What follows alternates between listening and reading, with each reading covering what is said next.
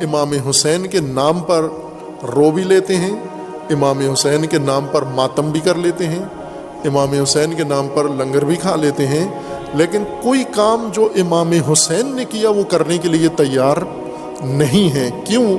اس لیے کہ ہمیں کربلا ذاکر نے سکھائی ہے، امام حسین سے نہیں سیکھی۔ ہمارے معلم ذاکرین ہیں، ہمارے معلم حسین ابن علی نہیں ہیں۔ اور پھر ہم تعظیم محرم میں وہ کام کرتے ہیں جو امام حسین نے نہیں کیے۔ امام حسین علیہ السلام کے اوپر، امام حسین علیہ السلام کے ساتھ دشمنوں نے جو کام کیے وہ ہم نے سنت حسینی بنا لی۔